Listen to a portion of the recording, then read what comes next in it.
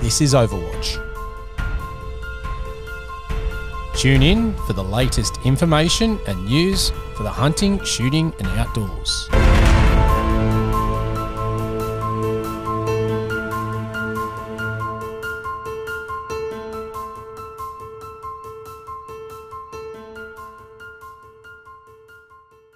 So the GMA, or Game Management Authority down in Victoria, recently released a post on Facebook where they encourage hunters to think about switching over to copper bullets. Now, this has been met with mixed reactions in the community, and rightfully so. So in this post, they did publish a couple of research articles regarding issues with lead bullets for both the environment and human consumption of meat shot with lead projectiles. So I want to discuss a couple of things regarding this. 1. In South Australia, they are aerial culling with shotguns and requiring on average 3.8 shots per animal, and calling this best practice. I know when I spoke with Jake Nicholson on episode 13, we discussed the issue with the amount of lead being sprayed into the environment, and that cannot be a good thing. But I do have to wonder if down there in Victoria, the GMA are talking to aerial cullers about implementing this using their own advice. 2. I've spoken previously on the podcast about research that indicated issues with lead projectiles and having it remain in the meat and taint it, and possibly being consumed by humans. I know Meat Eater covered this as well, as it seems to be a really hot topic, and the research out there is showing that it could be an issue for people. Now, I'm not saying that all hunters should switch over to copper bullets. That's a choice for the individual, but it does raise something I personally think that is worth considering.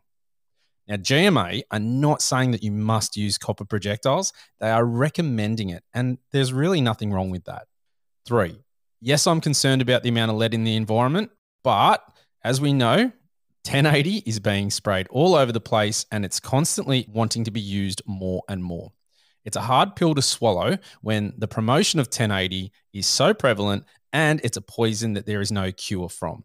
Now, I don't think that you should complain about lead being in the environment and then pushing out another poison or multiple poisons in its absence. 4.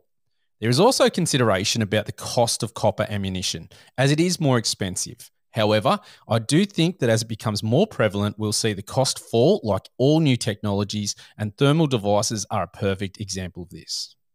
So my final thoughts on this are, I don't see it as a bad thing going to copper. If we as hunters say that we are conservationists and care about the environment, then keeping lead out of it is a no-brainer.